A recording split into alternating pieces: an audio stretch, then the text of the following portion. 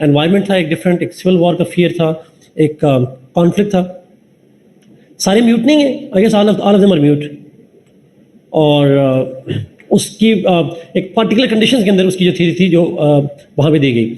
अच्छा, उस थ्योरी के अंदर बेसिकली वो ह्यूमन नेचर से स्टार्ट करता है और वो कहता है ह्यूमन नेचर जो इंसान की है that is selfish, that is brutal, violent etcetera etcetera. और उसी नहीं ऊपर वो अनम्यूट कर दें बोला नहीं वो जो वो तो उस पे अनम्यूट आ गई होगा, उन्होंने क्या ऑटोमेटिक हो जाएगी या भी मल्टीप्लाई करना है पहले स्टार्ट में कर दी। ठीक है। अच्छा, तो उन्होंने हाफ ने कहा था कि ह्यूमन नेचर जो है वो सेल्फिश है, ब्रूटल है, वायलेंट है एक्सेट्रा एक्सेट्रा। और उसी बुनियाद पे वो स्टेट ऑफ नेचर की तरफ जाता है और वो कहता है कि जो एंशिएंट टाइम्स पे, प्रिमिटिव टाइम्स पे जो इंसान मौजूद थे, the people who were there in the primitive times, the first people who came on this planet, what kind of life they lived. So because that particular state of nature was the time जब एक ancient time है, एक old times है, और उस times के ऊपर जब लोग आए तो लोगों की नेचर क्या थी, लोगों की नेचर जो हमने पहले बयान की, that the people were by nature selfish, brutal, violent etc. Therefore जब वो यहाँ पे दुनिया में आए इस प्लैनेट के अंदर तो they started fighting each other. Each one had the lust of power and glory and each one tried to create his hegemony and each one trying to capture and kill and injure everybody, because everybody was your rival and enemy, and there was chaos, anarchy, violence, life was short, nasty, brutal etc etc. Uncertainty का element था, fear था हर तरफ, as a result of which people got fed up of this life and they ultimately have to go and find some kind of solution to that problem, and they thought that the best solution is to have a contract. उनको एक contract करना पड़ा और वो जो contract था that was done by the people among each other. और उस कॉन्ट्रैक्ट के अंदर लोगों ने फिर कुछ लफ्ज़ बोले जिसका जिक्र मैंने लास्ट क्लास में किया था, and they surrendered in that contract. हम सारे सरेंडर करते हैं एक बंदे को, एक पावरफुल बंदे को, या एक ग्रुप ऑफ जो पीपल है उसको हम सरेंडर करते हैं अपने सारे के सारे राइट्स। और एक कॉन्सेप्ट डेवलप हुआ जिसको हम कहते हैं एक सॉवरेन का कॉन्सेप्ट डेवलप हुआ। You surrender all your rights to somebody, you give all the powers over yourself to somebody, and that's what we call the sovereign concept. So sovereignty was created, master was created, चाहे वो individual हो या council हो, somehow that was the case. But वो individual हो या council हो, that was not representing the public, he was ruling the public. वो उनको रिप्रेजेंट नहीं किया था, लोगों ने इलेक्ट नहीं किया था उसे, लोगों ने उसको सरेंडर किया था, चाहे बंदा हो या असेंबली हो। अल्टीमेटली जी उसका इम्पैक्ट क्या निकला? द इम्पैक्ट वाज दैट हम उसको फिर हमने कहा कुछ फीचर्स हैं उस कॉन्ट्रैक्ट के, उनमें से हमने पहला पॉइंट उठाया कि स्टेट क्रिएट हो गई, और वो स्टेट जो थी वो आर्टिफिशियल थी, बिकॉज स्टेट इसलिए क्रिएट हो गई, एक सॉवरेन बन गया, पॉलिटिकली ऑर्गेनाइज कम्युनिटी बन गई, और एक सॉवरेन बन गया जो कि एक रूलर था, मोनार्क था, या असेंबली ऑफ मैन थे। And then we said it's artificial state है, मैन मेड है। फिर हमने कहा कि इट्स अनकंडीशनल सरेंडर। फिर हमने कहा कि जो सॉवरेन होगा वो वन पर्सन या मल्टीपल पर्सन होंगे, काउंसिल होगा। और फिर साथ ही उसके अंदर हमने बात की कि उसके अंदर कुछ और भी, जैसे it was a kind of unilateral contract, उसकी बात की गई। और आखिर में हमने कहा इट इज़ इररिवोकेबल कॉन्ट्रैक्ट, ये इररिवोकेबल कॉन्ट्रैक्ट है जो कि रिवोक नहीं हो सकता। तो हमने आखिर में उसको रिलेट किया उसकी टाइम्स के साथ, और हमने कहा कि जो अगर हम इसको यूज़ करें हाब्स के टाइम पे, through this social contract theory, using this logic, using this historical interpretive logic, Hobbes tried to justify the absolute powers of the king, Leviathan, and that is why we believe that उसकी जो theory है, it is different from the traditional royalists, because traditional royalists were supporting the king through the lens of the divine right, while Hobbes supported the king from an unconventional historical, interpretive, logical way, and this is how he is different. सो एक जुमला अगर मैं आपसे पूछूं, मैं गनवा आपके सवाल पे आ रहा हूँ, अगर मैं आपसे पूछूं क्या हाब्स की थ्योरी को थ्योरी ऑफ डेमोक्रेसी भी कह सकते हैं आप, या it is a theory of power politics?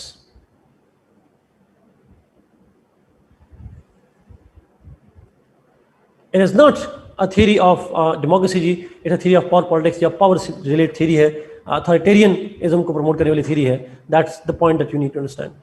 अच्छा, गनमा जी आपका सवाल था, there are lots of concept that Hobbes propose, there lots of concept that different thing propose, हम नहीं करेंगे, हम उसको सिर्फ एक एंगल में देखेंगे और वो एंगल होगा उसकी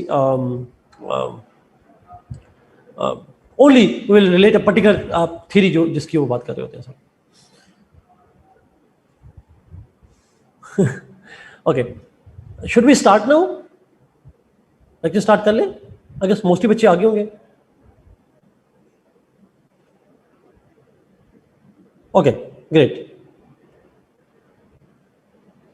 अथॉरिटेरियन स्टेट वो होती है जी जिसमें सारी अथॉरिटी एक बंदे के पास होती है, अथॉरिटेरियन स्टेट कहते हैं। एक बंदे के पास या एक इंस्टीट्यूशन के पास होती है, एक ग्रुप के पास सारा पावर हो, उसको अथॉरिटेरियन रिजीम कहते हैं।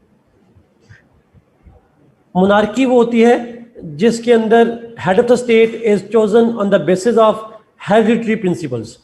हेरिडिटरी प्रिंसिपल्स में विरासत, बाप के बाद बेटा, बेटे के बाद बेटा रूलर बनता जाता है, इसको हम कहते हैं बादशाह, उसका बेटा, सो देविया जैसे है, उसको मोनार्की कहते हैं। मोनार्की में हेड ऑफ द स्टेट अलग कैसे होता है, अथॉरिटेरियनिज्म में पावर किसके पास होती है, ये बेसिक डिफरेंस है जी। ओके, लेट्स मूव जी, हम चलते हैं जॉन लॉक के ऊपर।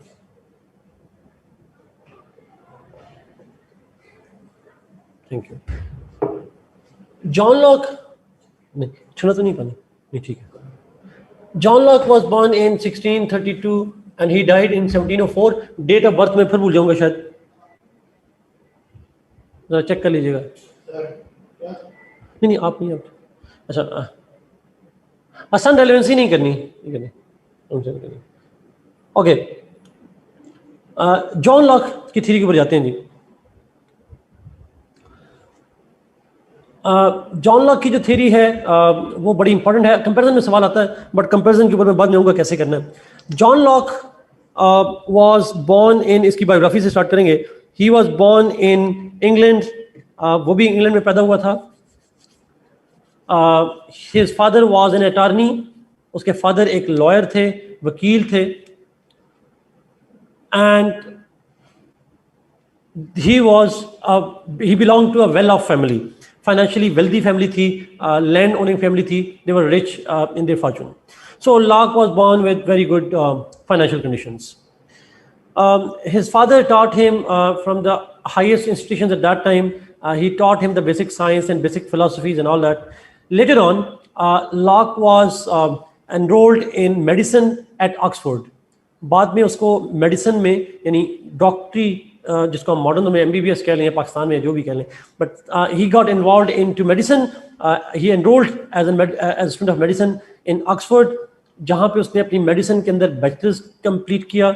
ही did his degree in medicine and then he started working as a physician, as a doctor. उसने ऑक्सफोर्ड में ही काम करना शुरू कर दिया। So he was influenced by the philosophical debates, but by profession he was a doctor. And as a doctor, he met with somebody which had a profound impact on his life. And as a doctor, he met with his patient, और उसके patient का जो नाम था, it was Ashley Cooper.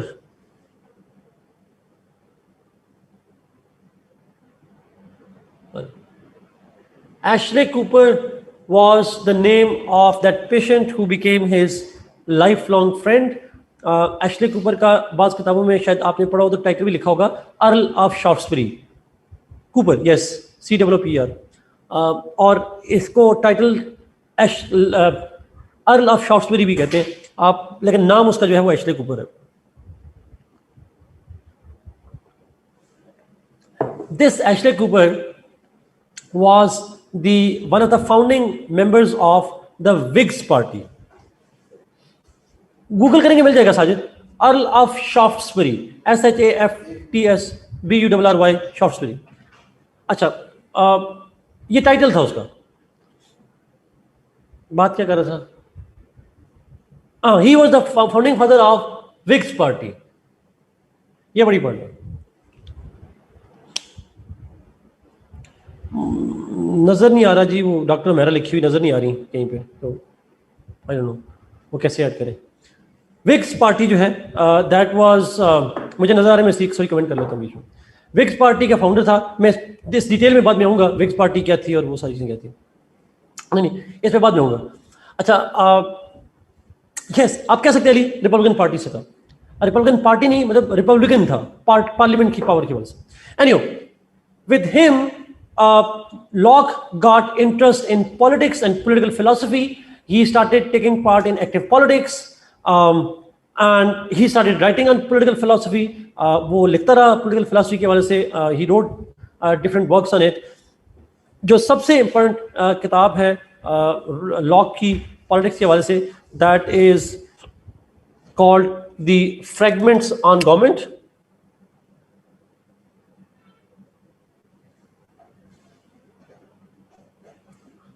Fragments on government भी कहते हैं और ट्रीटाइज भी कहते हैं। There were 2 treatises on government, fragments on government या ट्रीटाइजेस ऑन गवर्नमेंट, दोनों टर्म जो है वो यूज कर सकते हैं।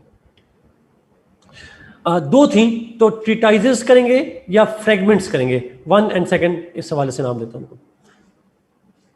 Now these are the most important books that he wrote. Paper में अक्सर सवाल आ जाता है ट्रीटाइज के हवाले से। सॉरी जी, ये माइक गिर गया तो मैं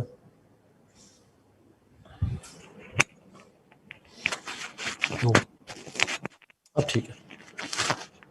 So he wrote that treatise on the government or fragments on government, or this is the most important work that he had. He lived up to 1704 sorry ji, 2 separate books हैं exactly, but continuation of एक जो है वो दूसरी की continuation है। Market बड़ा clear है, वैस मार्केट बड़ा क्लियर है। अब बाकी को नजर आ रहे हैं?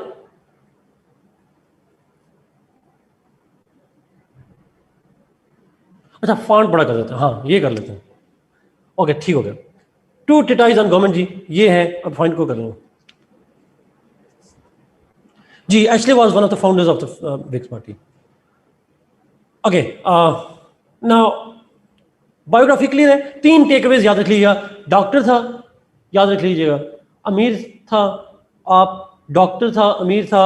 विक्स पार्टी का जो फाउंडर था उसका फ्रेंड था, वो उसका दोस्त है। और उसकी किताबों के नाम फ्रैगमेंट्स ऑन गवर्नमेंट या treatises on government, that's it. 2 थी तो इसलिए ट्रीटाइजेस का लफ्ज़ यूज कर रहे हैं। ट्रीटाइज 1, ट्रीटाइज 2, तो 2 treatise on government. Is it clear? Let's see why he wrote what he wrote. Context क्या है? ये फॉन्ट ठीक है? नहीं, टोटल 2 ही बुक्स हुई साजिद, या ट्रीटाइज कहेंगे या फ्रैगमेंट्स कहेंगे। कॉन्टेक्स्ट, अब हमने बायोग्राफी कीजिए, ज़्यादा इंपॉर्टेंट नहीं है बायोग्राफी, आप पढ़ लीजिए बस। एक दिन में रख लें कि उसके जो डॉक्टर था उसका दोस्त था विक्स पार्टी का एशले कूपर, और उसकी किताब का नाम है फ्रैगमेंट्स ऑन गवर्नमेंट। कॉन्टेक्स्ट, अच्छा कॉन्टेक्स्ट से पहले उसकी थ्योरी, तो जॉन लॉक की कौन सी थ्योरी पे सवाल आता है? What is the theory that is asked in exam? Social contract theory. Social contract theory जो है वो आपके कोर्स में एग्जाम में सवाल आता है। Let's begin the social contract theory. But theory से पहले हम देखना चाह रहे हैं उसने क्यों थ्योरी दी। आपने तो दी बिकॉज फियर था। लॉक का जो कॉन्टेक्स्ट है अगेन वो इंग्लैंड की कंडीशंस है।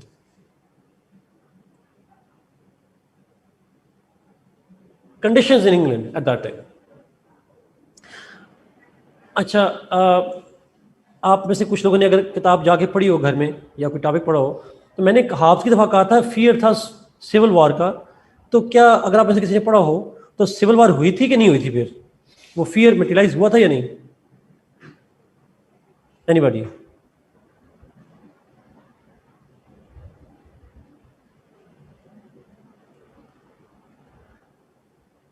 जी एग्जैक्टली अनवर, हुई थी जी। नहीं, ग्लोरियस रेवोल्यूशन बहुत बाद में आया था। ये ग्लोरियस रेवोल्यूशन बाद की बात है। उससे पहले वार हुई थी 1642 में। 1642 से लेकर 1651 तक वॉर्स हुई थी। That civil war did broke out between the two. मुझे ये नहीं पता समझ कितने लोग मरे थे, but somehow it did happen at that time. I don't know whether it's called war of roses or not, मुझे इसका टाइटल नहीं पता, but that civil war did broke out within England from 1648 to 1651. Yes, it's called Civil War. अच्छा, जब lock पैदा हुआ उसके 10 साल बाद सिविल वॉर स्टार्ट हुई थी, और एट दैट टाइम वो फिर एक प्रोसेस चलता रहा, समहाउ एक 9 years तक डिफरेंट इंटरमिटेंट वॉर्स थी, डिफरेंट वॉर्स होती रहीं, और उस वॉर के दौरान, उस वॉर के बाद, और लॉक का बचपन है, लॉक की अर्ली एज है. Interestingly, in that war that broke out, Locke's father and mother participated and fought on the side of Republicans. जो लॉक का बाप था, उसकी मां थी, they both fought on the sides of the Republicans. So बादशाह के साथ थे या पार्लियामेंट के साथ थे? On whose side his parents were? Parliament. They were against the king. As a result of that war, monarchy was there, but it got significantly weakened. And since the end of the war, England was at peace. So Locke was living at a time when he was living and he grew at an age जब England के अंदर relative peace था, there was relative stability, the fear was over, the monarchy was weakened, although not abolished, it was still there, but it was weakened.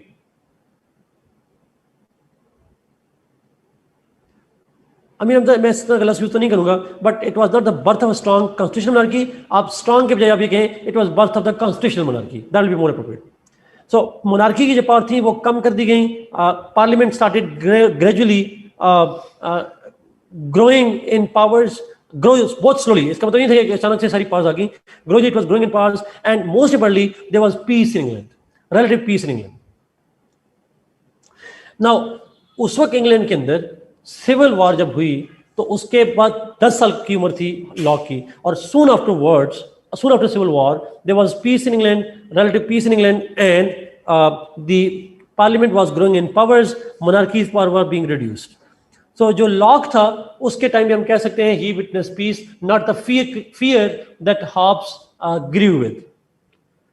और obviously यहाँ पे foreign invasion का खतरा भी नहीं था. It was in this context that he met with his friend whose name was Ashley Cooper. अब parents भी रिपब्लिकन्स हैं, उसका फ्रेंड भी रिपब्लिकन है, and he himself is a doctor. अगर he himself is a doctor तो मेरा आपसे सवाल है, will he be person of the divine believer और he would be a person who would be influenced by the enlightenment? Science का बंदा होगा ना, डॉक्टर है. और शटल का फादर साइंटिस्ट था, तो उसने पॉलिटिकल साइंस बना दी. इसका तो फिर खुद डॉक्टर है sort of. So we assume कि जो डॉक्टर्स हैं, इसीलिए तो हमारे इलाके में भी क्या होता है, अगर हमारे एरिया में जनरली कोई डॉक्टर हो और वो सुपरस्टिशन पे बिलीव कर रहा हो तो कहते हैं तुम डॉक्टर हो क्या ऐसा कह रहे हो. That's a kind of idea. So doctors are supposed to be more rational, they are supposed to be more scientific and that. ये हम एक्सपेक्टेशन की बात कर रहे हैं जी, मुझे नहीं पता ऐसा होता नहीं होता, बट समहाउ. सो इंग्लैंड के अंदर जो कंडीशंस थी, 3 डेवलपमेंट्स थे. एक, he himself was a believer in rationality.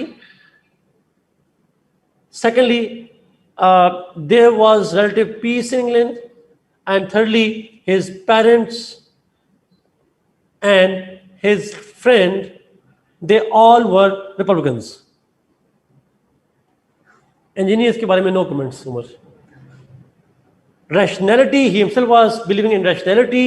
There was peace in England, and his parents as well as his friend Ashley Cooper, they were the supportive of the Republicans, as a result of which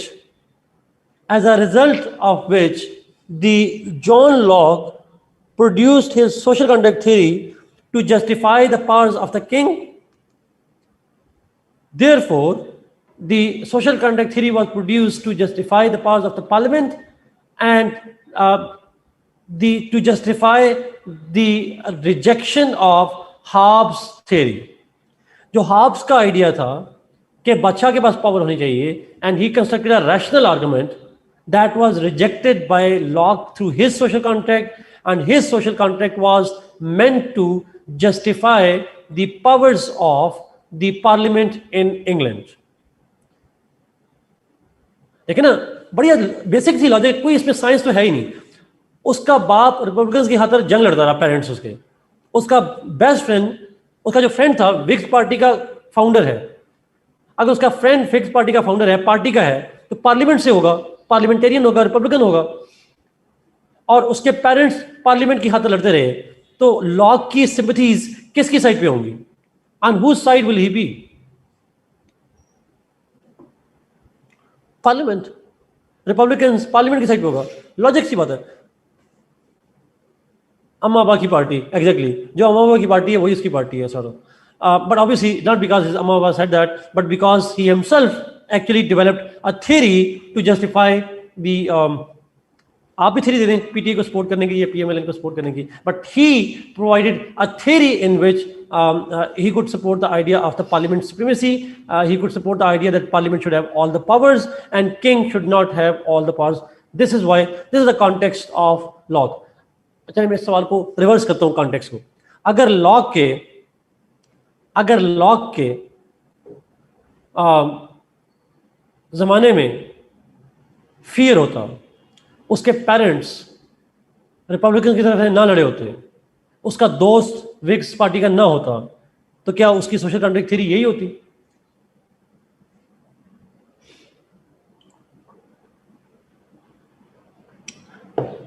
He would have supported Hobbes, exactly. So इसका मतलब ये हुआ, हाँ, अगर doctor भी ना होता, exactly, priest होता तो फिर, absolutely. So his theory was given to justify the supremacy of the parliament. Ikra, absolutely, that's true.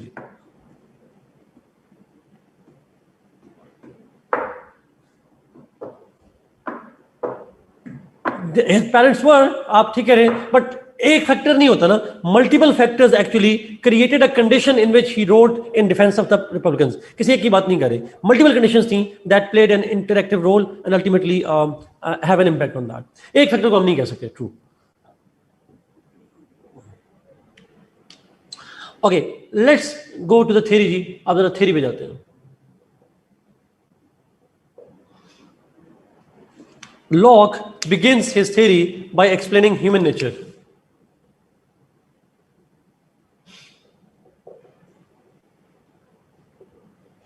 Locke begins,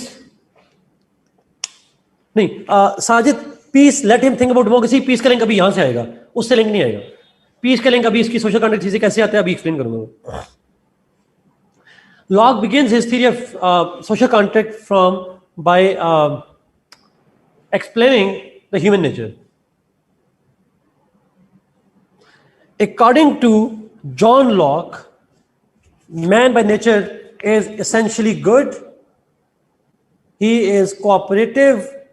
He is positive. He is peaceful, caring, loving, etc. Man is all good as per John Locke. Caring है, exactly Hobbes का opposite कर दें, it's exactly opposite to Hobbes. Hobbes was mean, cunning, deceptive, lustful, greedy, जो भी कह रहे हैं। यहाँ पे man by nature is cooperative, caring, sort of, he is like all good. He has an optimist view of human nature. Exactly.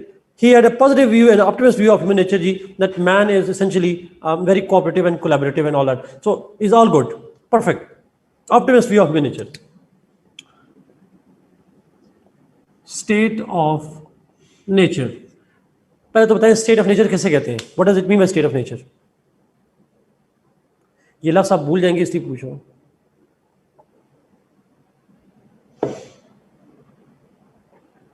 हालात, conditions,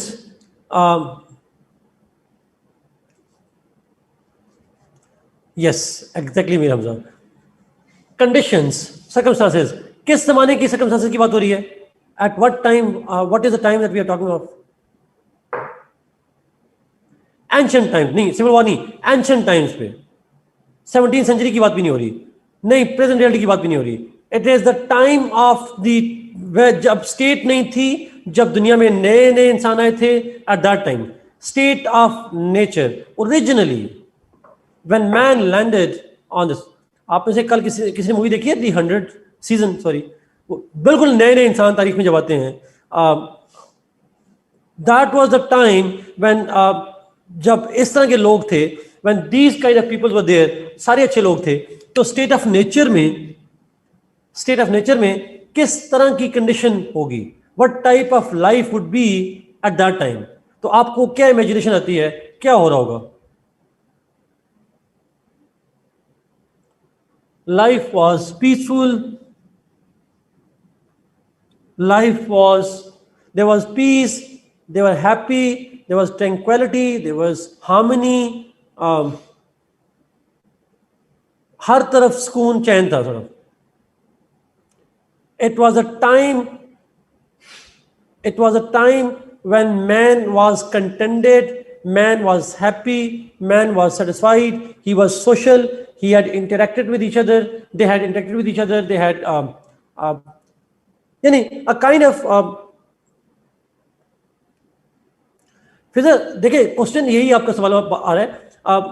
अब ये अगर इंसान अच्छे हैं, if man is good by nature, तो फिर स्टेट ऑफ नेचर में लड़ेंगे क्यों? No fight of surpluses, no concept of private property at that time. they had the property, they had the concept of property का concept था. It's a utopian idea. Everything was smooth, everything was good, everything was perfect, and they had a very very cordial relationship with the other people. Man was social, he interacted with others, he cooperated with others, he had a positive view of others. Life certain होगी या uncertain होगी अगर आपसे पूछूं?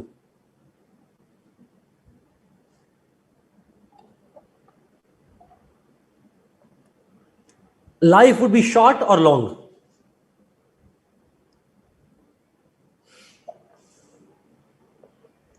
Long. Life was certain, life was long, हंसी खुशी रहते थे, खुश रहते थे. Why we talk about tension theory? सब आप कोर्स में है, इसलिए CSS पास करना है, इसलिए पढ़ रहे हैं. सिंपल. नहीं होगी तो हम क्यों पढ़ रहे होते? ऑब्वियसली बात है. So the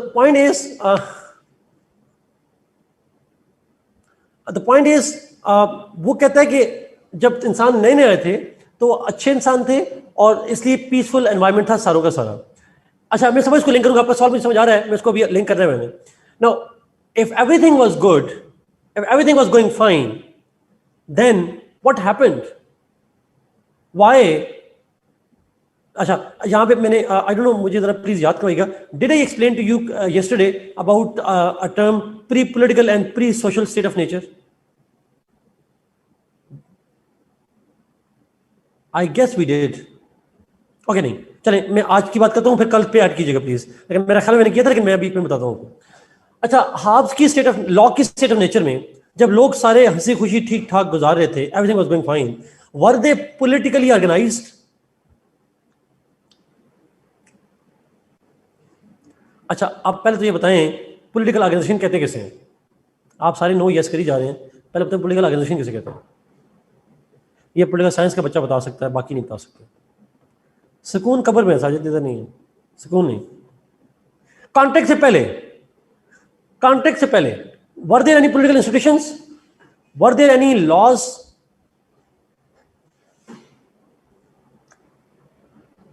exactly Ikrar, absolutely. अच्छा, मैं इसको आसान तरीके कर लेता हूं जी, सुनिएगा प्लीज. पॉलिटिकल ऑर्गेनाइजेशन से मतलब है क्या पावर वर्टिकल डिस्ट्रीब्यूटेड थी? Was there anybody who would dictate them and they would have to follow the orders? Was there someone who has more powers than others? Was there anybody who would command and others will obey? कोई law था कि law में इसको authority है, इसको नहीं है? तो it was not the case. Tribal leaders, yes, but यहां पे ट्राइबल लीडर्स की बात नहीं हो रही. ट्राइबल्स नहीं थे, they were one people. There was no law, and no law means nobody had the authority to enforce the law, nobody had the authority to make the law. So everybody would. इसका मतलब है ये जो society थी, इसमें political organisation नहीं है, power की वर्टिकल डिस्ट्रीब्यूशन नहीं था. It was horizontal equality.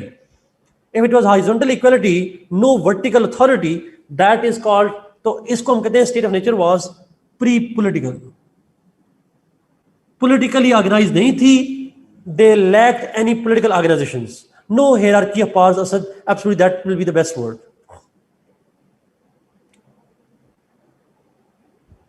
no hierarchy of power, that is what he assumed. Second चीज, वो जो लोग थे, did they have a society? मैं इसको दोबारा एक्सप्लेन करूंगा. Did they have society? आप सोसाइटी किसे कहते हैं?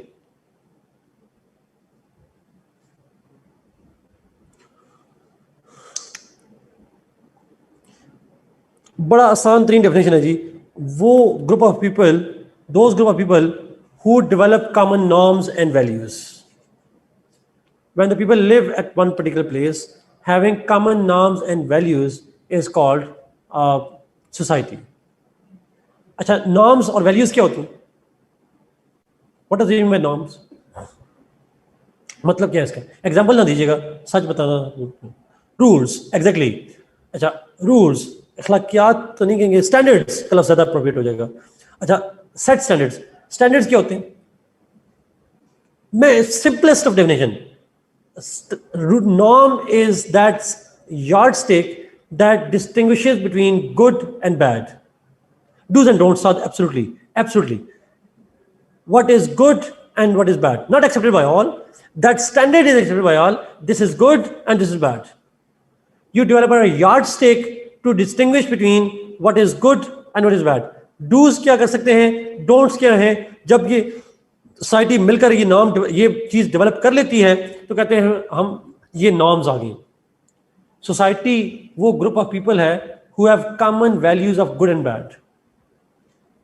जैसे हमारे माशरे में एक खास किस्म का एक्शन अगर मना हो और किसी और सोसाइटी में अलाउ हो, तो हम कहते हैं कि हमारी वैल्यूज डिफरेंट है.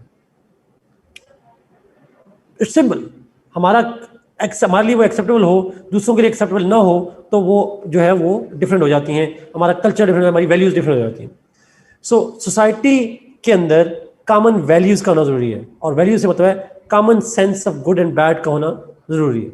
नाउ यहाँ पे सवाल ये है, जो लॉ की सिर्फ नेचर है, did people have this distinction between good and bad? इस बात से आपको क्या लगता है? Yes, there was a society. क्यों there was a society? because मैंने कहा लोग सारे एक दूसरे से अच्छा ही कर रहे थे. Were they doing anything bad? No. They were socially organized. They had values that they followed. They avoided the bad things to each other, and they did good things to each other. Norms and values, they dictate good and bad. And that norms and values pushed people to do the good and avoid the bad. तो उसकी जो state of nature है, that was social. जहां अच्छे बुरे की sense हो और लोग उस अच्छे बुराई को स्टैंडर्ड माने, that's called society. And according to John Locke, उसकी जो स्टेट ऑफ नेचर है वो पॉलिटिकली ऑर्गेनाइज तो नहीं थी, बट सोशली ऑर्गेनाइज थी. So it was pre political but not pre social. His state of nature was pre-political. Political organization तो नहीं थी, but it was pre-social. That's what is the Locke state of nature. समझ आ गई है जी? आगे चलें? Should we move?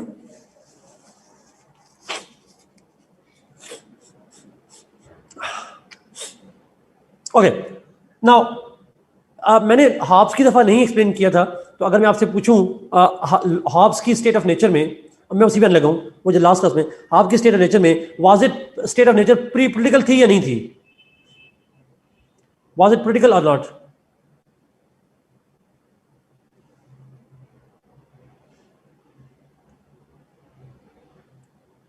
It was not politically organized, means it was pre political.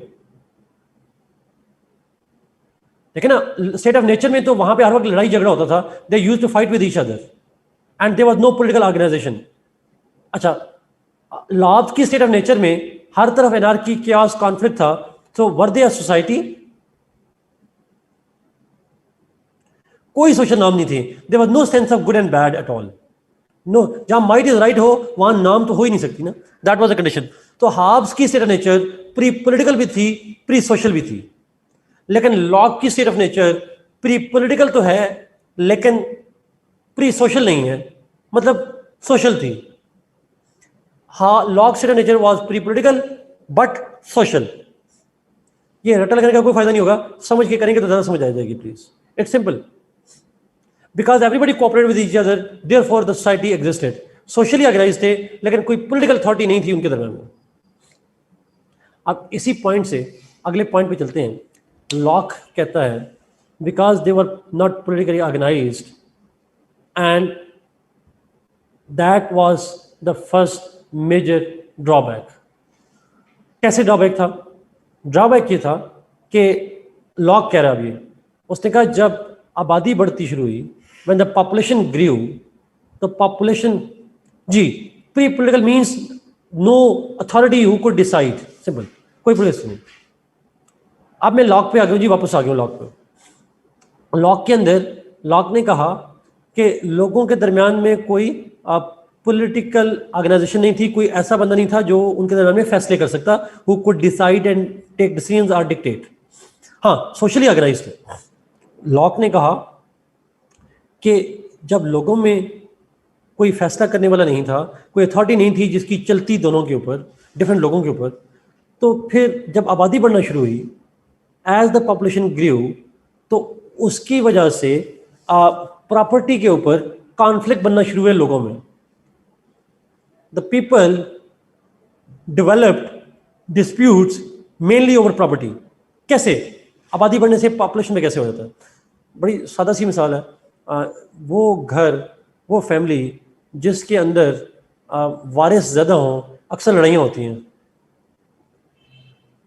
ऐसा होता है जहाँ वो बड़ी वजह हो सकती है, लालच भी कह सकते हैं, जो भी कह सकते हैं, but somehow that's always that's what happens. अच्छा, होता ही है। इसको मैं ज़रा मार्क्सिज्म के एंगल में लिखता हूँ।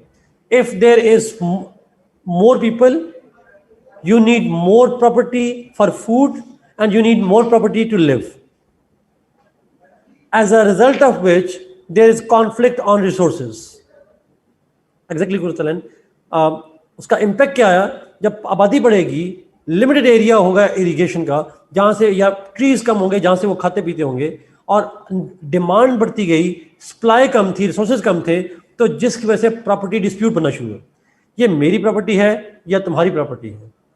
आप एक बाप के 3-4 बच्चे होंगे, कॉन्फ्लिक्ट शुरू हो गया होगा कि ये लैंड कौन सी लेगा, वो कौन सी लेगा, बहनों को देना नहीं देना, जो भी पेट्रियार्की की डिबेट्स हैं, somehow conflict started emerging in those territories. So property की डिस्ट्रीब्यूशन की वजह से कॉन्फ्लिक्ट बनना शुरू हुए लोगों के दरमियान में। जब प्रॉपर्टी की वजह से कॉन्फ्लिक्ट बनना शुरू हुए, when conflict started occurring because of the property, intra-family conflicts और inter-family conflicts भी, दोनों सेंस में, when this thing started happening, तो अब लोगों में conflict resolve कौन करवाए? Who should resolve those conflicts? Was there any political authority? Was there any higher authority who could dictate them? There was no one. There was no judiciary, there was no law, there was no law-making person, no law-executing person. कोई भी नहीं था। लोगों को ख्याल आया अब क्या करें, हमारे दरमियान में कॉन्फ्लिक्ट शुरू हो गया है। So to resolve that problem the people got together at one place, एक जगह पे इकट्ठे हुए, and they spoke a contract.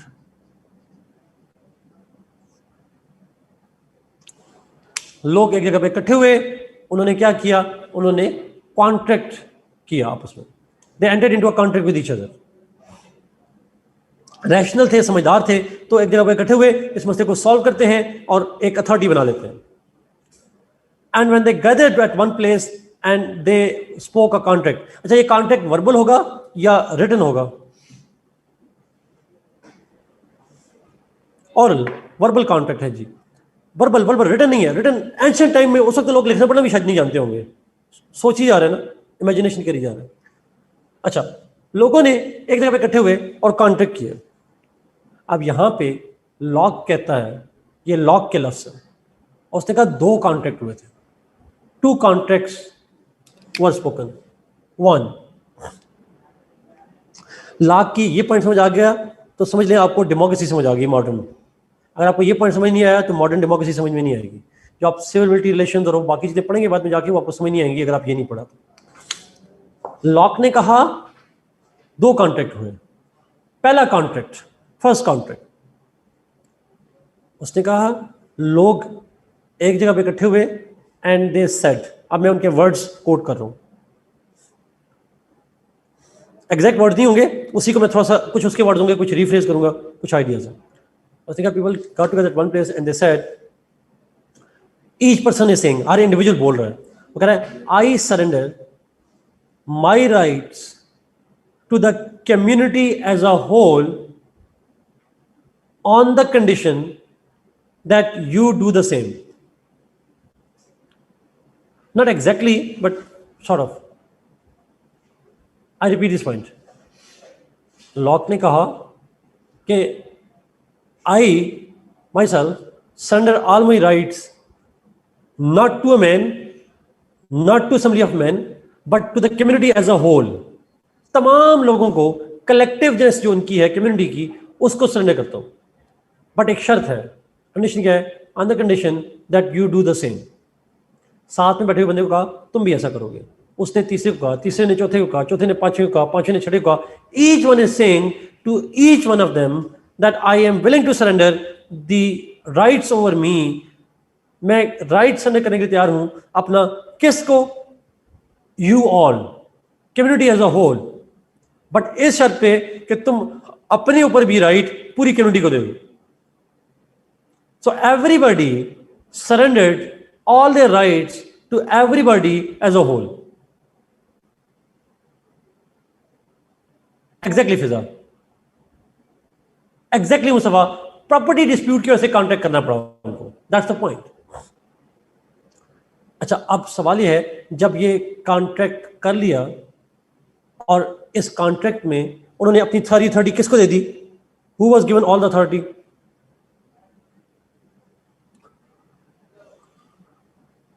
Community को सारी अथॉरिटी दे दी गई।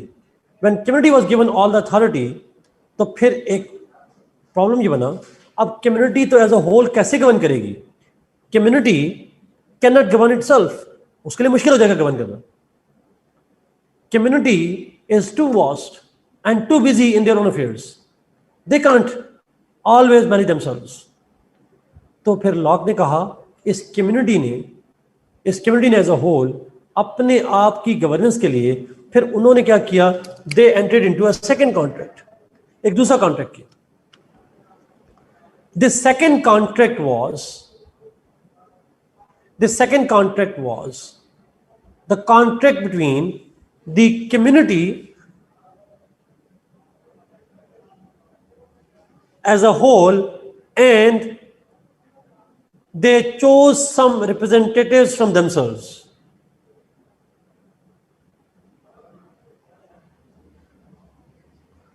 The second contract was between the community and the people's or the community's representatives from within themselves. Community में से कुछ लोग निकले, उन्होंने कहा आपके लिए हम हाजिर हैं, we will ensure, we will work on your behalf, we will act on your behalf and we will govern. तो मैं अगर वर्ड्स बताऊं, एग्जैक्ट वर्ड्स अगेन नहीं होंगे, थोड़े से आइडियाज सुनिएगा। Community then entered into a contract with representatives and it said we surrender our rights to the representatives on 3 conditions. We मतलब community as a whole, we surrender our rights to our representatives on 3 conditions. 1, it shall protect our life. Second, it shall protect our property. Third, it shall protect our liberty. They should protect our life, property and liberty. अक्सर किताबों में लफ्ज estate लिखा होगा, estate का मतलब property ही होता है। So they agreed to surrender to the representatives if those representatives were meant to protect their life, meant to protect their liberty and to protect their property. Is there any अब मेरा सवाल का जवाब दीजिएगा please, एक छोटा सा साजिद आपके सवाल से पहले मेरा सवाल ये है, क्या इन तीन के अलावा कोई चौथा फंक्शन कर सकते हैं? Life, property, liberty. Can representative do anything else? They are made representatives to perform these three tasks: protection of life, protection of liberty, and protection of property. That's it. This was the second contract. अच्छा, अब जरा सवाल हैं sir. अब इसी के ऊपर आते हैं, इस कॉन्ट्रैक्ट की इंप्लीकेशंस क्या हैं. लेट्स सी, अब इसको देखते हैं, इस कॉन्ट्रैक्ट की इंप्लीकेशंस क्या हैं, इस कॉन्ट्रैक्ट के फीचर्स क्या हैं, इंप्लीकेशंस क्या हैं.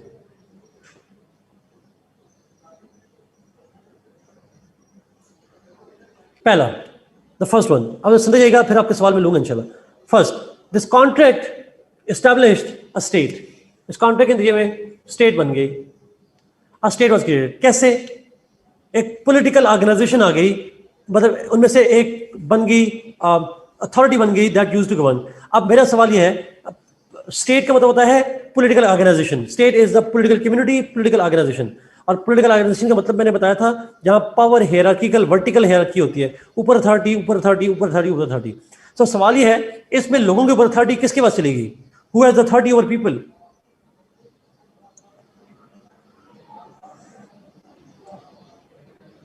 कम्युनिटी की हो गई और रिप्रेजेंटेटिव्स, दो लोगों के ऊपर आ गए. कम्युनिटी भी आ गई एज अ होल और साथ रिप्रेजेंटेटिव भी. But now were everybody equal in terms of power? No, they were not. People had less powers, the community got the powers. Somehow state came into being, political organization ban gayi, state was established. Who is sovereign in the state? Sovereign कौन है? अब पता चलेगा sovereignty का meaning किसको आता है.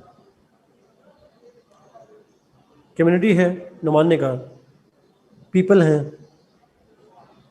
Representatives हैं, रिप्रेजेंटेटिव हैं नन. अच्छा, मेरा एक छोटा सवाल दीजिएगा. सॉवरेनिटी का मतलब होता है सुप्रीम अथॉरिटी. सुप्रीम अथॉरिटी और सॉवरेनिटी के ऊपर कुछ नहीं होता. ही इज ऑल ओवर, वो कंप्लीट है, उसके ऊपर कोई चेक नहीं होता. मेरा आपसे सवाल है, तो क्या सोसाइटी, कम्युनिटी ने जब अपने रिप्रेजेंटेटिव को चूज किया, तो क्या कम्युनिटी के जो रिप्रेजेंटेटिव्स हैं उनके ऊपर कोई चेक शामिल है? Is there any check on them?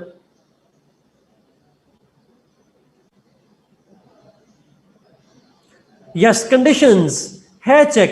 3 शर्तें लगा दी गई. कम्युनिटी ने कहा 3 शर्तें हैं, आपने हमारी लाइफ को प्रोटेक्ट करना है, आपने हमारी लिबर्टी को प्रोटेक्ट करना है, आपने हमारी प्रॉपर्टी को प्रोटेक्ट करना है. जिसके ऊपर शर्तें लगा दें वो सॉवरेन नहीं हो सकता. Sovereign as the unchanged authority, वो सॉवरेन नहीं हो सकता. सो रिप्रेजेंटेटिव तो सॉवरेन नहीं है. फिर कौन सॉवरेन है? तो हम इसको कहते हैं community as a whole is sovereign. Why? Yes, it resides in the people as a whole, not individually. But देखिए, I surrendered all my rights. मैंने अपने ऊपर सॉवरेन किसको मान लिया? एज अ होल, कम्युनिटी को. Everybody had surrendered their rights to the community as a whole. So इसको हम कहते हैं the sovereignty was surrendered to the aggregate of the people. Community को, इकट्ठे लोगों को surrender कर दिया गया, किसी एक बंदे को नहीं. The community became sovereign, supreme authority. अच्छा, ये बात समझ आ रही है जी? मॉडर्न दौर में इसको कहते हैं popular sovereignty. In modern times, it is called popular sovereignty. Sovereignty lies with the people. America का कॉन्स्टिट्यूशन शुरू होता है, We the people of the United States of America. इतना आसान कॉन्सेप्ट है ना, बहुत ही आसान कॉन्सेप्ट है. सुनिएगा एक दफा फिर जरा प्लीज. लोगों ने पहला कॉन्ट्रैक्ट किया और पहले कॉन्ट्रैक्ट में उन्होंने कहा, मैं वर्ड्स रिपीट करूं, जरा गौर से सुनिएगा प्लीज. उन्होंने कहा, We surrender सॉरी, हर बंदा कह रहा है I surrender all my rights not to one person, not to few people, but to the community as a whole. हर बंदा अपने राइट्स किसको सरेंडर कर रहा है? कम्युनिटी को। और अगर आप जिस पे राइट सरेंडर कर दें, क्या उसे सॉवरेन नहीं कहते? सॉवरेन वही होता है जिसके पास तमाम इख्तियार चले जाते हैं, who has been given all the authority, all the powers. That is called the sovereign. So यहां पे तमाम लोगों ने सब अपने इख्तियार दे दी कम्युनिटी एज अ होल को, तो कम्युनिटी बन गई सॉवरेन। जी इसी का exactly Ayesha, sovereignty also includes territory. Sovereignty include नहीं होती टेरिटरी में, सॉवरेनिटी अप्लाई होती है ओवर टेरिटरी। सॉवरेनिटी अप्लाई होती है टेरिटरी, सॉवरेनिटी के अंदर टेरिटरी नहीं होती। In modern times there is the concept of popular sovereignty. Popular sovereignty,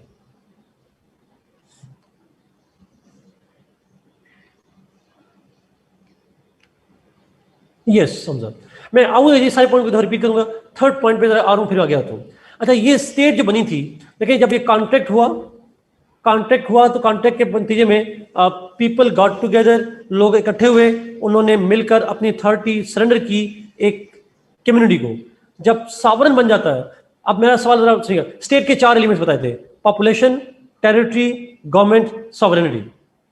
अब लोग तो पहले से मौजूद हैं, आबादी तो पहले से थी, कॉन्ट्रैक्ट से पहले भी थी, कॉन्ट्रैक्ट से पहले टेरिटरी भी मौजूद थी। कोई सॉवरेन था इससे पहले?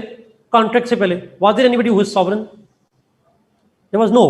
कॉन्ट्रैक्ट कर लिया, कम्युनिटी को सॉवरेन बना दिया, तो आप पॉलिटिकली ऑर्गेनाइज हो गए, बिकॉज कुछ बन गए पावरफुल, आम लोग हैं। सो पॉलिटिकल ऑर्गेनाइजेशन से क्या बन गई? State. This political organization where sovereign was community, it means a state was created. अगला पॉइंट बड़ा इंपॉर्टेंट पॉइंट सुनिएगा। तो थर्ड पॉइंट मैंने कहा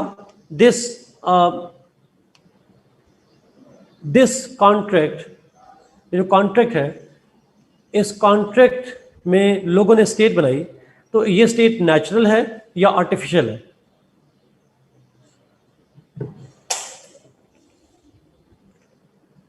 it's a man made, artificial है।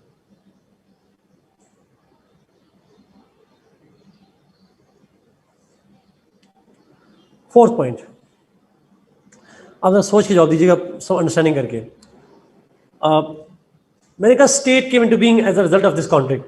पहले कॉन्ट्रैक्ट की वजह से स्टेट बनी या दूसरे कॉन्ट्रैक्ट की वजह से स्टेट बनी? Which contract led to state?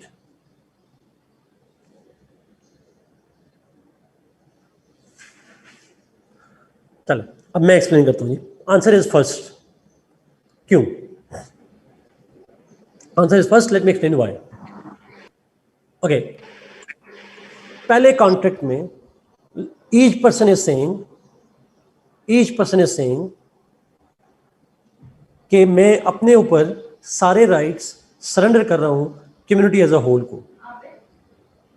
जब आपने सारे राइट्स कम्युनिटी को सरेंडर कर दिए, तो कम्युनिटी बन गई सॉवरेन और बाकी अवाम रह गए नीचे, इंडिविजुअली आप हो गए नीचे, एंड पहले कॉन्ट्रैक्ट के नतीजे में सॉवरेन स्टेट बन गई। So first contract created state. दूसरे कॉन्ट्रैक्ट में अब community as a whole delegation की फॉर्म में अपने में से कुछ लोगों को चुनती है और फिर कहती है आपने हमें गवर्न करना है, और आपने हमारे 3 काम करने हैं। आपने हमारी लाइफ प्रोटेक्ट करनी है, आपने हमारी प्रॉपर्टी प्रोटेक्ट करनी है, और आपने हमारी लिबर्टी को प्रोटेक्ट करना है। तो सेकंड कॉन्ट्रैक्ट में स्टेट ने अपने, यानी अब कम्युनिटी ने अपने नुमाइंदे चुने और उनको इख्तियार दिया कि आपने ये 3 काम करने हैं। That second contract led to establishment of a government. साथ आपने बिल्कुल ठीक लिखा। The second contract created government. Government से मतलब है वो लोग जो स्टेट के मामलात को, जो स्टेट की पॉपुलेशन को लुक आफ्टर करते हैं। गवर्नमेंट की डेफिनेशन ही है, it's the agency that manages the affairs of the masses. जो आवाम के मामलात की देखभाल करे उसको हम क्या कहते हैं? गवर्नमेंट कहते हैं। So the second contract was the contract between community and their representatives, and those representatives were to govern, and therefore उनने गवर्न करके 3 काम करने थे, लाइफ, लिबर्टी, प्रॉपर्टी को प्रोटेक्ट करना था, and those representatives started ruling and they were called the government. अच्छा, अब मेरा इसको समझने के लिए आप जरा पाकिस्तान भी आइएगा प्लीज. ये मैं समझाने के लिए कर रहा हूँ, पेपर में लिखने के लिए नहीं कह रहा. आप और मैं एमएनए के लिए इलेक्शन के लिए वोट डालते हैं vote. Do we cast vote for elections? हम अपने नुमाइंदे चुनते हैं. कितने नुमाइंदे चुनते हैं नेशनल असेंबली में? How many national assembly members? Total मिलाकर 342 कर लें, ठीक है. 272 चुनते हैं, बाकी अपॉइंटेड होते हैं, और टोटल बनके 342 बन जाते हैं. अच्छा, वो नुमाइंदे गवर्नमेंट कहलाते हैं, एंड दे गवर्नर्स. ऐसा ही है क्या? स्टेट की तमाम पॉपुलेशन गवर्नमेंट का हिस्सा होती है? Is every citizen part of the government? नहीं. अभी अगर आप सरकारी मुलाजमत नहीं कर रहे तो आप स्टेट का हिस्सा नहीं, गवर्नमेंट का हिस्सा नहीं है. अभी आप प्राइवेट सिटीजन हैं.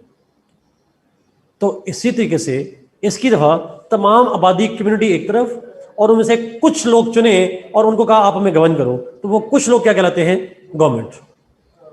सो स्टेट की population, it picked some people as governing people, and the government was established. So first contract created state, second contract created government. इसी को हम दूसरे लफ्ज़ों में कहते हैं, the first contract is called social, the second contract is called governmental contract. पहला contract social है, means it is among the people. The second is not among the people, it is between the community and the representatives. It's called governmental contract. First contract is between the government and the population, and the first contract is between the contract between individuals. जो individuals बैठे थे, community बैठी थी, उसका आपस में contract था. So first was the social contract, second was the governmental contract. 5. Is this contract conditional or unconditional? दोनों कॉन्ट्रैक्ट कंडीशनल है, और खासकर गवर्नमेंटल कॉन्ट्रैक्ट तो कंडीशनल है, जिसमें उन्होंने कहा कि आपने 3 कंडीशंस हैं exactly, life, property and liberty. 6. Is it a democratic government or authoritarian government?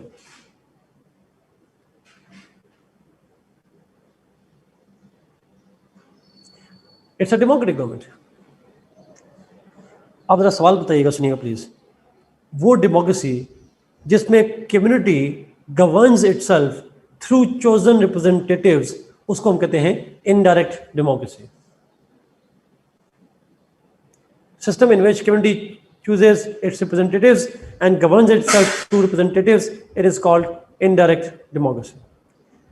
Direct democracy क्या होती है? In direct democracy, people, community does not choose representatives. वो representative choose नहीं करते, बल्कि वो खुद को प्लेटो के टाइम पे, एग्जैक्टली अरिस्टोटल के टाइम पे, प्लेटो से बल्कि पहले के टाइम पे, और वो होती थी कि जहाँ कम्युनिटी रन्स इटसेल्फ, एग्जैक्टली कोई नुमाइंदे नहीं होते थे. अच्छा, मॉडर्न दौर में हमारे यहाँ डायरेक्ट डेमोक्रेसी है या इनडायरेक्ट डेमोक्रेसी है?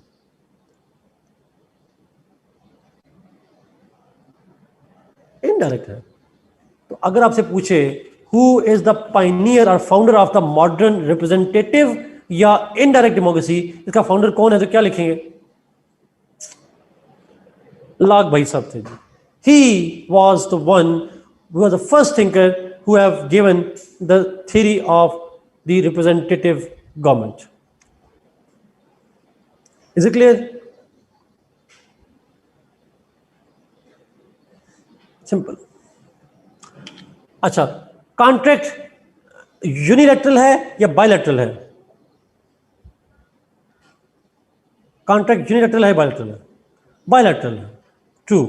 यूनिलैटरल नहीं है, बायलैटरल है, between the community and representatives.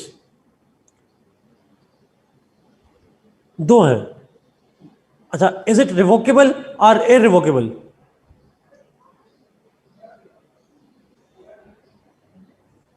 It is revocable. आप रिवोक कर सकते हैं. अगर फॉर एग्जाम्पल आपके रिप्रेजेंटेटिव आपकी लाइफ, प्रॉपर्टी, लिबर्टी प्रोटेक्ट नहीं कर सकते, उन्हें रिजाइन कर देना चाहिए. आप आवाम की महंगाई नहीं रोक सकते, आप अवाम की जान माल का तहफ़्फ़ुज़ नहीं कर सकते, आपको रिजाइन कर देना चाहिए। यही नारे लगते हैं ना मॉडर्न में।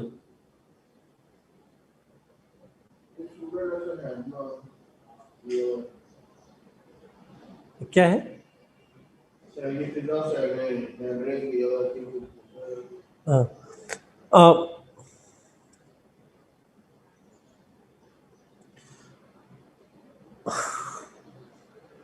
अच्छा, so this is revocable ji.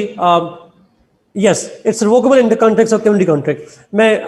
This is his theory ji, and using this theory he creates the conditions. मैं आपके सवालों पे जवाब पे आने लगा हूँ, but this is the contract in which he tried to justify the powers of parliament. इससे वाज़ेह हो रहा है कि कम्युनिटी सावरन है और कम्युनिटी के जो रिप्रेजेंटेटिव्स हैं जो पार्लियामेंट में हैं, and therefore they should have the powers. इसमें कहीं बादशाहत नहीं है. जो अवाम जिसको चाहेगी वही गवर्न करेगा, उसके बगैर कोई गवर्न नहीं करेगा, because people are sovereign in his state. This is simply his theory जी. अब मैं वन बाय वन क्वेश्चन पे जाता हूँ. थोड़ा चैट बड़ी कर दीजिएगा ताकि मैं सबके सवालों का जवाब भी दे सकूँ. जी, यहाँ पे क्लिक कर दें. Okay, great. If conditions not met, जी जी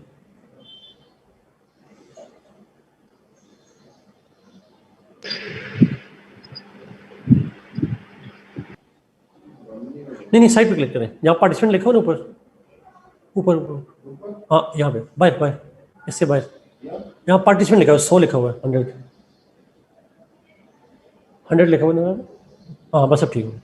ओके, बोर्ड पिक्चर अच्छा जाता हूँ जी. डॉक्टर साद शाह, आप कितने सारे सवाल हैं? आप मैं करता हूँ, मैं ले लेता हूँ, पिक्चर सेंड करता हूँ. Right to revolt against established government by law if the farmer violates people's trust is antithetic in some respect to the social contract series of other persons, analyze the statement and explain. ये contract revocable है. तो अभी हमने वैसे lock उसको नहीं पढ़ा हुआ रूसो को, तो हम उसको पढ़ेंगे तो फिर ज्यादा क्लियर हो जाएगा. साथ फिर ज्यादा मैं कंपेयर करूंगा, अभी नहीं करना चाह रहा उसको. Examine the nature of the contract expounded by Locke revolving in the submission of civil society. Again अगर आप खुद देखें साथ, इसमें अगर सवाल देखें तो साथ में सवाल लिखा हुआ जी दूसरे वाला, nature of social contract expounded by Locke revolving in the submission of civil society. सवाल यही है कि इसमें जो सॉवरेनिटी है वो किस तरह कम्युनिटी की करता है. सिविल सोसाइटी से मतलब है public. How public becomes powerful, that's idea. और पब्लिक कैसे पावरफुल होती है? Because each one surrendered to the community as a whole, and the community then chooses the representatives and all that. That's idea. Locke was the father of the modern liberal democracy comment. Simple सा idea है. साथ again हमने चूंकि democracy पढ़ना है, but simple सा idea है. इसके कॉन्ट्रैक्ट को लिखना है और बताना है कि उसके कॉन्ट्रैक्ट से जो मॉडर्न दौर की डेमोक्रेसी है जो हमने पढ़नी है बाद में जाके, बट अगेन ये जो उसकी थ्योरी है ये सारी की सारी थ्योरी डेमोक्रेसी की ही थ्योरी बन जाती है. आपका मेरे ख्याल में 15-20 मिनट रह गए नमाज को, तो मेरे ख्याल में इतनी तो कज़ा नहीं होगी आप लोगों की, अगर आप इंतजार कर लें. Pre-political means when society was not politically organized.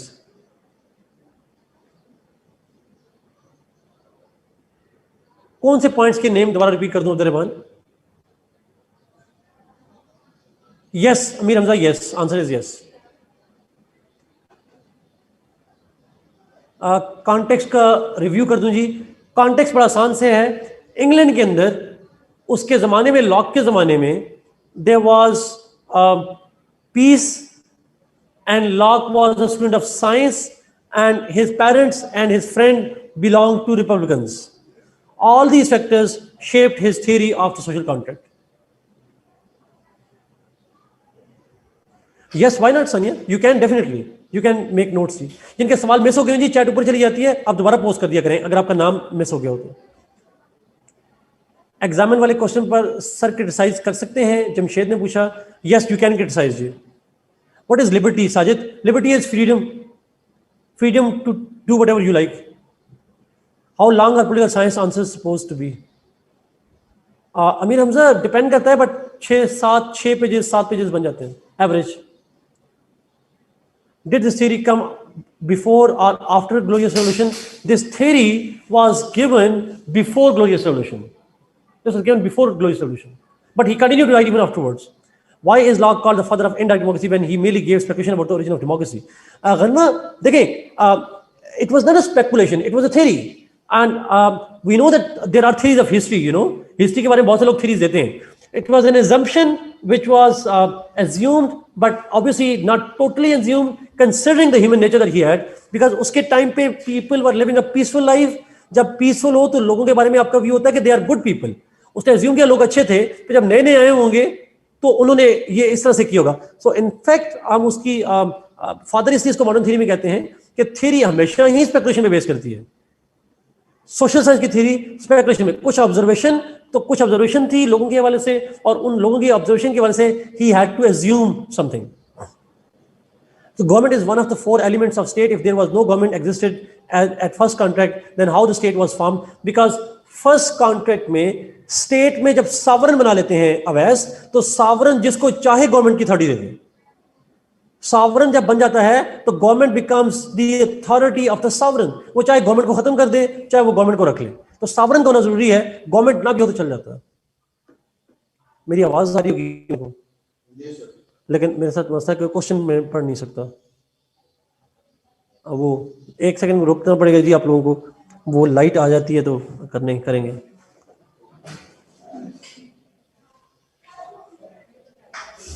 एक मिनट में लाइट आ जाएगी. मैं उधर से जवाब दे दूँ, उधर से जवाब दे देता हूँ बैठ के लैपटॉप पे. उधर से आवाज हेडफोन लगी हुई. मैं कोई मसला ही नहीं.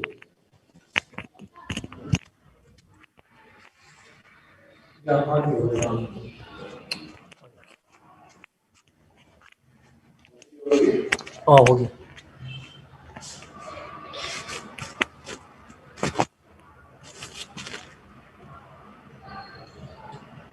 ऑन. आपको बस 10 सेकंड और वेट करना है जी. नारे भुट्टो.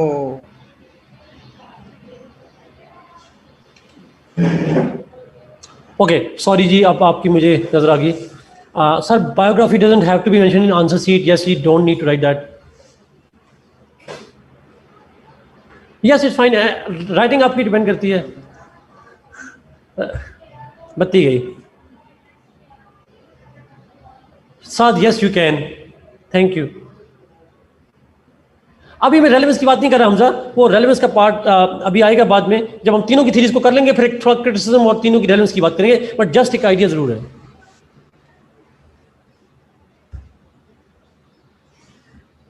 कोई सवाल रह गए तो प्लीज पूछिए. मैंने ऊपर शायद कुछ सवालों के जवाब नहीं दे पाया. और क्वेश्चन पब्लिक प्लीज, ताकि सबको समझ आ जाए. How could society be sovereign in first contract since there was a condition attached?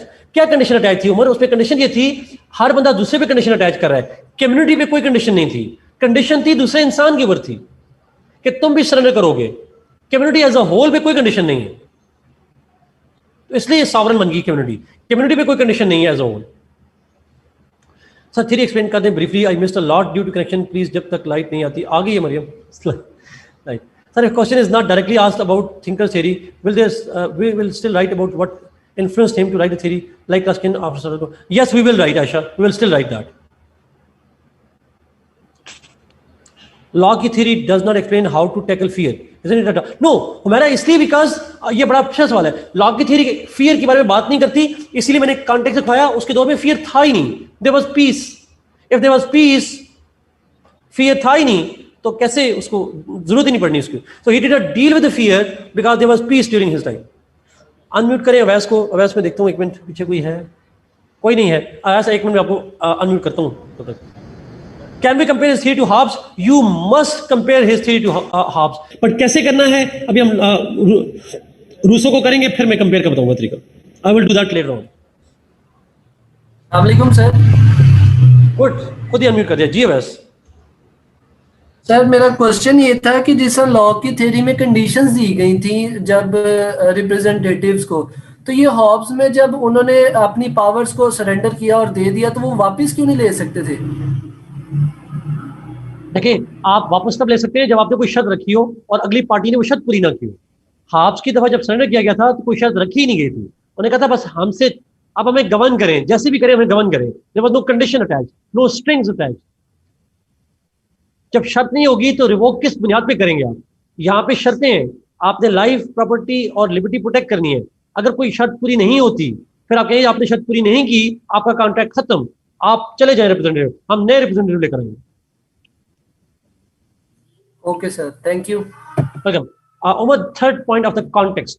The third point of the context was that जो लॉक है उसके जमाने में उसके जो दोस्त था विक्स पार्टी का हेड एस्टर कूपर और उसके जो पेरेंट्स थे they were on the side of the Republicans, तो उन्हीं के असर में आके he also wrote in defence of the parliament and Republicans. Horizontal hierarchy का मतलब हॉरिजॉन्टल हायरार्की नहीं होती, हॉरिजॉन्टल इक्वल होता है, इक्वल। वर्टिकल हायरार्की का मतलब होता है ऊपर brigadier, major lieutenant general, major general, brigadier, इसको हम कहते हैं वर्टिकल हायरार्की। ऊपर से ग्रेड 22, 21, 19, 18, 17 करते हैं, इसको हम कहते हैं वर्टिकल हायरार्की। 0.5 ऑफ फीचर, 0.5 था जी कंडीशनल, 0.5 फीचर पूछा गया। दिस कॉन्ट्रैक्ट वाज कंडीशनल, और जो खासकर सेकंड कॉन्ट्रैक्ट है गवर्नमेंटल कॉन्ट्रैक्ट वो कंडीशनल था, that representatives have to fulfil 3 conditions. They have to protect the life, liberty, and property of the people. Otherwise, they can be dismissed. Is the major difference between Locke and Hobbes theory that Hobbes believes in absolute power of government, Locke believes in empowerment? Absolutely, Maria. इसको multiple interpretations है, वैसे comparison में बात करूँगा, but this can be absolutely good core of this conflict. दूसरे लफ्ज़ों में, Hobbes was representative of authoritarianism, absolutism. Locke is the champion of the democracy. Istifa. Sir, I couldn't get it. Are they giving theories at the time they were present and directly observing? But you mentioned that in ancient times, I could get it to the relation of ancient times and theory. Rita, जरा please understand कीजिएगा जी, ये बहुत से लोगों को confusion होती है। वो थ्योरी दे रहे हैं अपने वक्त के लिए, अपने वक्त में बादशाह को सपोर्ट करने के लिए या पार्लियामेंट को सपोर्ट करने के लिए, लेकिन थ्योरी को एक्सप्लेन करने के लिए एंशिएंट टाइम से लेकर आ रहे हैं। पहले भी किसी ने सवाल पूछा था, जरा सुनिएगा प्लीज। होता ये है कि मैं एक छोटा सा सवाल आपसे पूछूंगा, मुझे जवाब दीजिएगा ताकि आपको समझ आ जाए थोड़ी सी। ये मार्कर है, ये मार्कर ने क्या काम करना है, तो हमें देखना पड़ेगा ये मार्कर बनाने वाले ने इसको बनाया क्यों था। मार्कर बनाने, आप जरा प्लीज आप लोग टाइप करें ना, आप लोग टाइप जरूर करें कि मेरी चीज सुन ली, फिर आप प्लीज टाइप कीजिएगा। ये मार्कर है, ये मार्कर बनाने वाले ने इसको एक खास मकसद के लिए बनाया होगा। आप, और वो मकसद इसके ऊपर लिखा होता है। अगर आपको ये मार्कर पहली दफा नजर आ जाए और आपको समझना है क्या करना है, आप इसके मैनुअल पे जाते हैं। बनाने वाले ने जब पहली दफा इसको बनाया था तो उसने किस मकसद के लिए बनाया था, और उसी मकसद के तहत आप उसको इस्तेमाल करते हैं। अब मसला ये है, 2 कंटेंडर ऑफ पावर हैं हाब्स के जमाने में।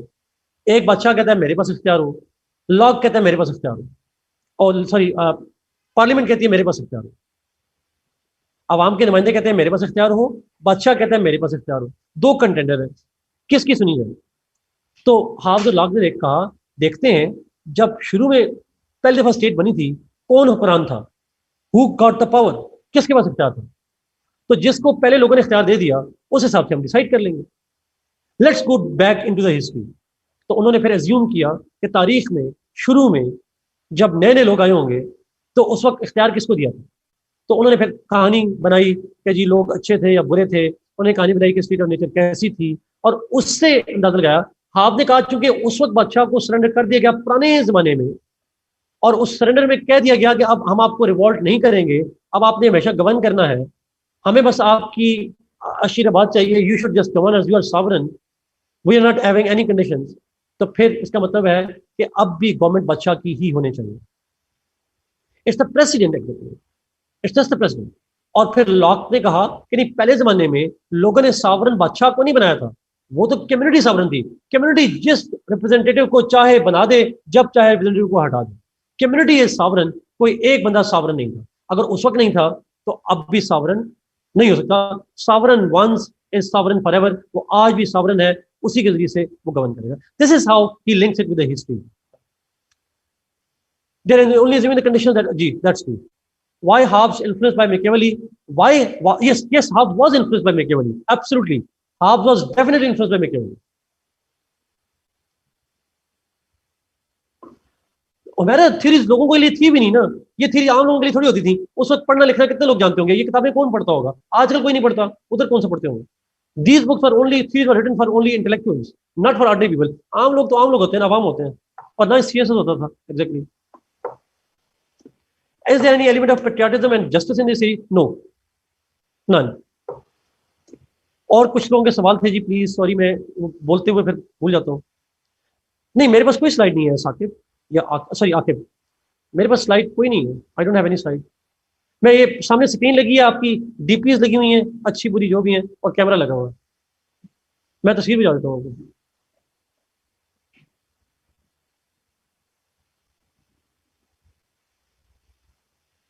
इस constitution of social contract, Asad thank you for asking good question.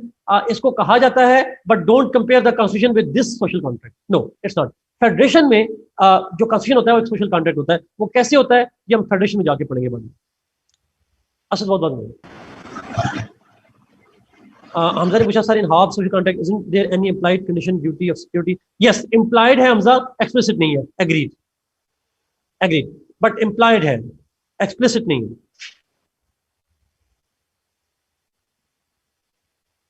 Absolutely Maria, absolutely you are right कि जो हाब्स है उसके नजदीक state is the end, people are the means. मैंने साजिद कहा यहां पे कॉन्स्टिट्यूशन की बात नहीं करेंगे, कोई कॉन्स्टिट्यूशन की बात नहीं करेंगे। First point of the feature is state. According to Hobbes, sorry Locke, the contracts created state, contract की वजह से स्टेट क्रिएट हुई जी। Locke's theory influenced major revolutions in Europe, should be mention those examples. Locke की theory ने influence किया था जी, major revolution की बात तो नहीं करेंगे। लॉक की थ्योरी ने सबसे ज्यादा इन्फ्लुएंस किया था, they influenced the glorious revolution of 1688, उसका जिक्र नेक्स्ट क्लास में आएगा, नेक्स्ट से नेक्स्ट क्लास में आएगा। और उसके बाद his theory also influenced the American revolution, yes, but detail से अगर वो थ्योरी मॉडर्न दौर से रेलेवेंट, उसकी थ्योरी की रेलेवेंस क्या है फिर लिखेंगे, अदरवाइज लिखने की जरूरत नहीं है। No, it won't be questioned कि how Locke's theory changed the political system in Europe. Political and social organization both. Yes, yes, that's all जी। आगे चलें, should we move?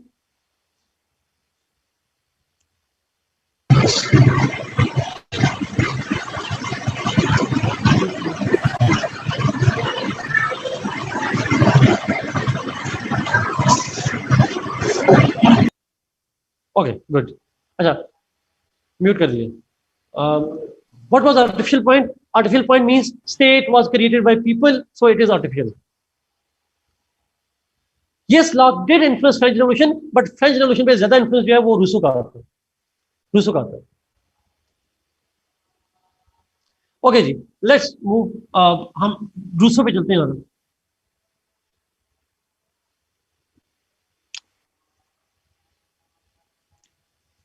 अरसलान लफ्ज एंशिएंट टाइम नहीं कहेंगे, according to Locke in state of nature का लफ्ज use करेंगे। Ancient time का लफ्ज मैंने समझाने के लिए किया था, आप पेपर में नहीं करेंगे। In state of nature, the state of nature was pre political and there was social people, there was social.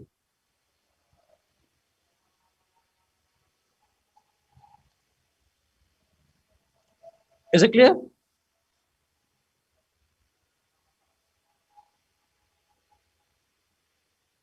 कोई बात नहीं, टीचर का काम है जी गलतियां करना, कोई बात नहीं। मैं असल में समझाने के लिए बोल रहा हूँ दोस्तों। नहीं नहीं, जाजेब वो सिर्फ बायोग्राफी करना चाह रहा हूँ। Rousseau, J Rousseau, time waste नहीं करना चाह रही जी प्लीज। इंग्लिश, मरियम इंग्लिश में। ओके, रूसो जी। Rousseau was born in 1712 and he died in 1778. He was born in 1712 and he died in 1778. Rousseau की he was born in Geneva. Geneva में पैदा हुआ। जेनेवा के कौन से मुल्क में है? स्विट्जरलैंड के अंदर। He was born in Switzerland, Geneva. When he was born, soon after his birth, his mother died. उसकी मदर की डेथ हो गई थी। And after some years, his father was imprisoned. He was jailed. And Rousseau, along with his siblings, was growing up with his paternal aunt. Phuppo ने पाला उसको, आसान लफ्ज़ों में। He was grown up by his paternal aunt because mother शुरू में मर गई थी, बाप थोड़े से बाद जेल गया था। और his father was basically a watchman, a clockman, घड़ियां बनाने वाला था, एंड साथ पार्ट टाइम म्यूजिक और डांस भी करता था।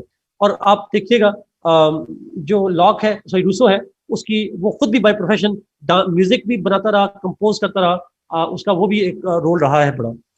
एनीवे, सो उसके मैटरनल आंट के पास था, but at the age of 20 साल का था जब he was patronized by a landlady. उस वक्त एक लैंड लेडी थी जी, there was a landlady जो कि जिसने पैटर्नाइज किया। She provided some favours to Rousseau, उसने कुछ फेवर्स भी दिए रूसो को, and under her patronage he move to Paris. वो पेरिस शिफ्ट हो गया। In Paris he continued to have पेटी जॉब्स, छोटी मोटी जॉब्स करता रहा, but his life change at the age of 37 years. 37 years की एज में उसकी लाइफ चेंज हुई, और वो चेंज इस तरह से हुई दैट एक ऐसे कंपटीशन अनाउंस किया गया, और उस ऐसे कंपटीशन के अंदर सवाल पूछा गया, a question was asked that whether development in science and arts, whether development in science and arts has contributed to the improvement of morality among the people। मैं इस पॉइंट को फिर रिपीट कर रहा हूं, बड़ा इंपॉर्टेंट पॉइंट है ये। एक ऐसे आया था, और ऐसे का थीम ये था कि क्या साइंस और आर्ट की डेवलपमेंट में जब हुई है, साइंस और आर्ट के अंदर जो ग्रोथ हुई है, डेवलपमेंट आई है, उससे इंसानी मोरालिटी पे क्या असर पड़ा है, how it has affected positively और नेगेटिवली द ह्यूमन मोरालिटी। अच्छा, उस वक्त everybody was singing the slogans for science, everybody was happy with science, but Rousseau took an unconventional view. He took an entirely unconventional opinion, and he wrote an essay in which he said, no, the development of science and arts has corrupted human morals। इंसानी morality को adversely effect किया है, corrupt किया है इस development of science और arts ने। हमारे और आपके पेरेंट्स नहीं कहते जब से मोबाइल फोन आया है अखलाकियात चली गई हैं, टीवी केबल ने सारे माशरे को तबाह करके रख दिया है, और ऊपर से हमारी गवर्नमेंट कहती है टिकटॉक ने तबाह कर दिया है। तो कोई भी साइंस आ जाएगी तो हमारे यहाँ होता है कि जी उसने माशरे को तबाह करके रख दिया है। That kind of argument was present at that time, और रूसो ने कहा कि जी नहीं, ये जितनी साइंस है, ये जितनी डेवलपमेंट हो रही है, that has brought materialism, it has brought corruption, moral corruption, people have turn bad. When you are unconventional, जब आप डिफरेंट होते हो, you win the essay competition, and that's what happened to Rousseau। He won the essay competition because of his unconventional views। लेकिन यही problem हुआ कि जब उसका ऐसे हिट हो गया और he became very popular, और उसके वोल्टेयर और डिफरेंट लोगों से इंटरेक्शन बनना शुरू हुआ, तो Rousseau got fame and fortune। उसे शोहरत मिली, उसे पैसा मिलना शुरू हुआ, he became rich, and but at the same time he also faced a lot of criticism। Those who were favoring science, who were favoring arts, they also launched attacks on Rousseau's writings। So Rousseau then throughout his life wrote to defend his ideas। कोई नौकरी नहीं की, नशा दूसरों के टुकड़ों पे पलता रहा। Everybody would support him, कभी एक लैंड लेडी, कभी एक landlord, so they would all support him somehow, and throughout his life he spent his life in reading and writing, and most of his life was spent in writing in defense of his argument। जो सबसे important किताब उसकी है वो है social contract. उसका ऐसे तो था ही था, but the most important work that he produced is social contract. That's the name of the book, social contract. Next class के अंदर हम उसकी थ्योरी शुरू करेंगे जी, और उसका कॉन्टेक्स्ट शुरू करेंगे, और उसका कॉन्टेक्स्ट होगा कंडीशंस ऑफ फ्रांस। फ्रांस की जो कंडीशंस थी, they were the reason why he give the social contract theory. Next class के अंदर हम डिस्कस करेंगे इंशाल्लाह। Thank you so much, God bless you, be safe, and see you probably tomorrow और day after tomorrow, whenever. Good bye, अल्लाह हाफिज।